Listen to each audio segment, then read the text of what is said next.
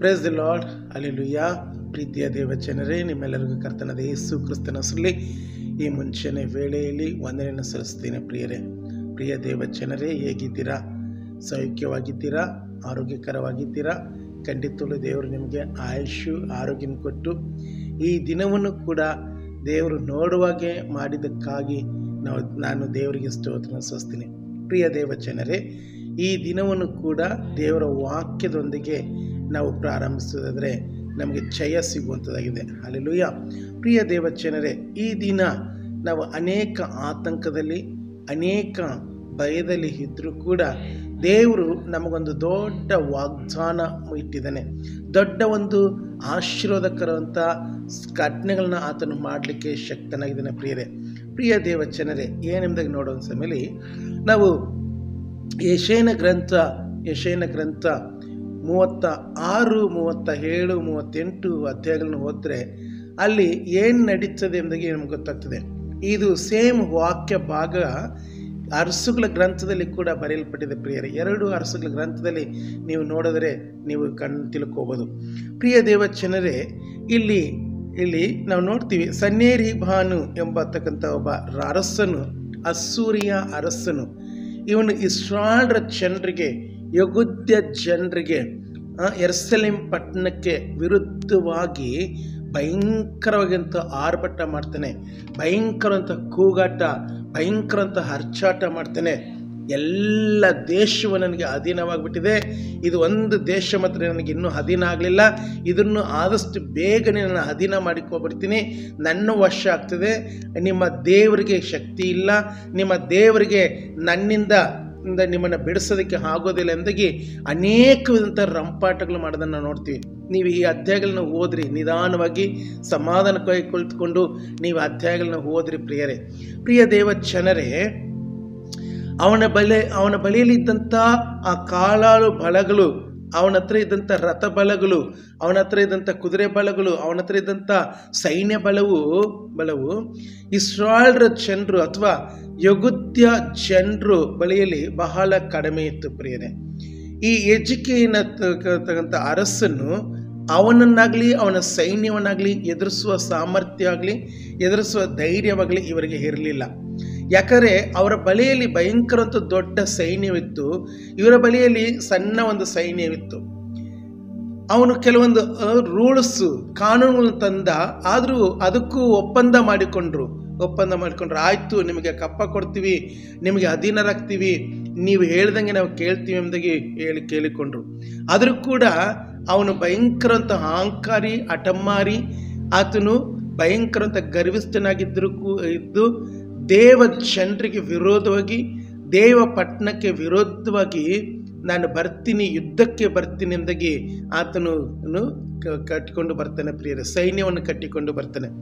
ಬರುವಂಥ ಸಮಯದಲ್ಲಿ ಈ ಹಿಜ್ಕೀಯನು ಏನು ಮಾಡಬೇಕು, ಎಲ್ಲಿ ಹೋಗಬೇಕು, ಯಾರು ಸಹಾಯ ಮಾಡಬೇಕು ಕೇಳಬೇಕು ಗೊತ್ತಿಲ್ಲದೆ ನೇರವಾಗಿ ನೀವು 37ನೇ ಅಧ್ಯಾಯ 1ನೇ ವಚನ ಓದೋದ್ರೆ ಗೊತ್ತಾಗ್ತದೆ. ಪ್ರಿಯರೇ, ಅವನು ಎಲ್ಲಿ ಹೋದಂದರೆ ದೇವಾಲಯಕ್ಕೆ ಹೋದ, ಯೆಹೋವನ ಆಲಯಕ್ಕೆ ಹೋದ ಎಂಬುದಾಗಿ ಅಲ್ಲಿ ಬರೆಯಲ್ಪಟ್ಟಿದೆ. ಪ್ರಿಯರೇ, ಯಾವ ಸ್ಥಿತಿಯಲ್ಲಿ ಹೋದ ಎಂಬುದಾಗಿ ಅಲ್ಲಿ ನೀವು ನೋಡ್ಬೋದು. ಪ್ರಿಯರೇ, ಅಲ್ಲಿ ಹೋಗಿ, ದೇವರೇ, ಈ ರೀತಿಯಲ್ಲಿ ಶತ್ರುಗಳು ನಮ್ಮನ್ನು ಹೀಯಾಳಿಸಿ, ಗೇಲಿ ಮಾಡಿ, ಹಾಸ್ಯ ಮಾಡಿ ನಮ್ಮನ್ನು ಕುಗ್ಗಿಸ್ತಿದ್ರೆ ಇದನ್ನು ನೋಡಪ್ಪ ಎಂಬುದಾಗಿ ಪ್ರಾರ್ಥಿಸುವ ಸಮಯದಲ್ಲಿ ಯೆಶಾಯನ ಮುಖಾಂತರಿಗೆ ಅನೇಕ ವಾಗ್ದಾನಗಳನ್ನ, ಅನೇಕ ಆಶೀರ್ವಾದಗಳನ್ನ, ಅನೇಕ ಆದರಣೀಯ ಮಾತುಗಳನ್ನ, ಅನೇಕ ಧೈರ್ಯದ ಮಾತುಗಳನ್ನ ದೇವರು ಆತನಿಗೆ ಕೊಡ್ತಾರೆ.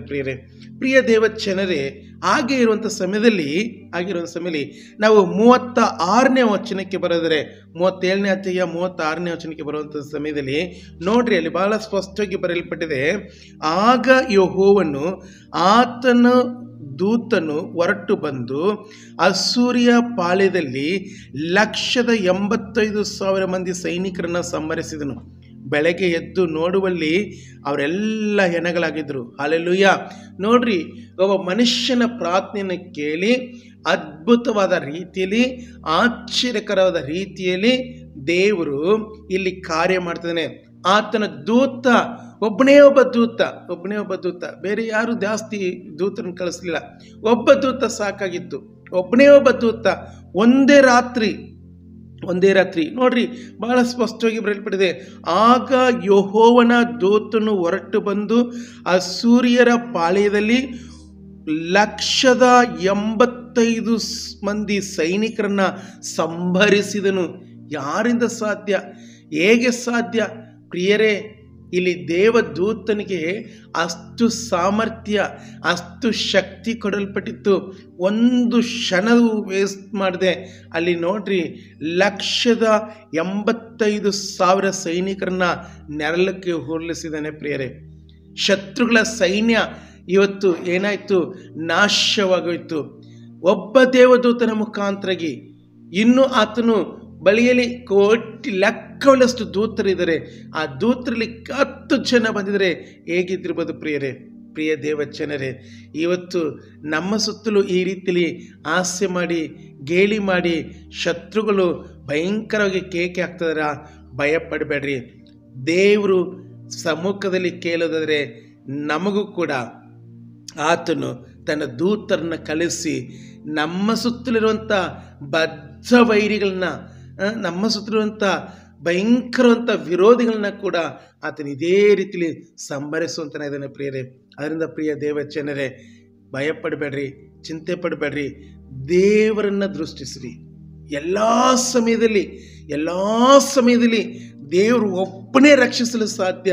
ದೇವರು ಒಬ್ಬನೇ ಯೇಸು ಕ್ರಿಸ್ತನಿಂದ ಮಾತ್ರ ನಿಮಗೆ ರಕ್ಷಣೆ, ಭದ್ರತೆ ಕೊಡೋದಕ್ಕೆ ಸಾಧ್ಯ ಪ್ರಿಯರೇ. ಬೇರೆ ಇನ್ಯಾರು ಭದ್ರತೆ ಕೊಡೋದಕ್ಕೆ ಸಾಧ್ಯವಿಲ್ಲ. ಅದರಿಂದ ಪ್ರಿಯ ದೇವಜನರೇ, ಕಳವಳಕ್ಕೊಳಗಾಗಬೇಡ್ರಿ. ಎಜುಕೇನು ಪ್ರಾರಂಭದಲ್ಲಿ ಕಳವಳಕ್ಕೊಳಗಾದಂಗೆ ಯಾರು ಕಳವಳಕ್ಕೊಳಗಾಗಬೇಡ್ರಿ. ಯಾಕಂದರೆ ಅಂತ್ಯವು ನಮ್ಮ ಕರ್ತನದು, ಅದು ಜಯವುಳ್ಳದಾಗಿದೆ. ಹಲ್ಲೆಲೂಯಾ. ಪ್ರಾರ್ಥನೆ ಮಾಡಿಕೊಳ್ಳೋಣ.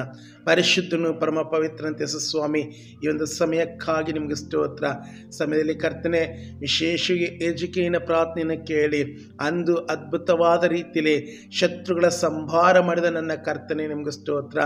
ಇವತ್ತು ಕೂಡ ಕರ್ತನೆ, ನಮ್ಮ ಸುತ್ತಲಿರುವಂಥ ಕರ್ತನೆ, ಕಣ್ಣಿಗೆ ಕಾಣದಿರುವಂಥ ಶತ್ರುಗಳು ಯೇಸು ಸ್ವಾಮಿ ನಮಗೆ ಭಯಂಕರವಾಗಿದ್ದಾವೆ ಸ್ವಾಮಿ. ಮನುಷ್ಯರಲ್ಲಪ್ಪ ನಮ್ಮ ಶತ್ರುಗಳು, ಕಣ್ಣಿಗೆ ಕಾಣದ ಶಕ್ತಿಗಳು ನಮ್ಮನ್ನು ಸ್ವಾಮಿ ಕರ್ತನೆ ಎದುರಿಸಿ ಬೆದರಿಸಿ ಆಸೆ ಮಾಡಕ್ಕೆ ನೋಡ್ತಿದ್ದೇವೆ ಯೇಸು ಸ್ವಾಮಿ. ಆ ಎಲ್ಲ ಶಕ್ತಿಗಳನ್ನ ದೇವಾ ನಿನ್ನ ದೂತರನ್ನು ಕಳಿಸಿ ಸಂಪೂರ್ಣವಾಗಿ ನಾಶ ಮಾಡಬೇಕಾಗಿ ಕೇಳಿಕೊಳ್ತೀನಪ್ಪ. ವಿಶೇಷ ಕರ್ತನೆ, ಈ ದಿನ ವಾಕ್ಯವನ್ನು ಕೇಳಿಸ್ಕೊಳ್ಳುವಂಥ ಧ್ಯಾನಿಸ್ತಿರುವಂಥ ಎಲ್ಲ ನಿನ್ನ ಮಕ್ಕಳನ್ನು ಆಶೀರ್ವಾದ ಮಾಡಿ ನೀವು ನಿಮ್ಮ ಮಹಿಮೆ ಹೊಂದಬೇಕಾಗಿ ಯೇಸುವಿನ ನಾಮದಲ್ಲಿ ಕೇಳಿಕೊಳ್ತೀನಿ, ನನ್ನ ಜೀವವುಳ್ಳ ತಂದೆ. ಆಮೇನ್, ಆಮೇನ್. Praise the lord. ದೇವರು ನಿಮ್ಮನ್ನು ಆಶೀರ್ವಾದ ಮಾಡಲಿ. ಈ ಅಧ್ಯಾಯಗಳನ್ನ ಹೆಚ್ಚಾಗಿ ನೀವು ಓದ್ರಿ, ನಿಧಾನವಾಗಿ ಧ್ಯಾನ ಮಾಡಿರಿ. ದೊಡ್ಡ ರಹಸ್ಯಗಳು, ಅದ್ಭುತಗಳು ನಿಮಗೆ ಅರ್ಥ ಆಗ್ತದೆ. ಆಮೇನ್.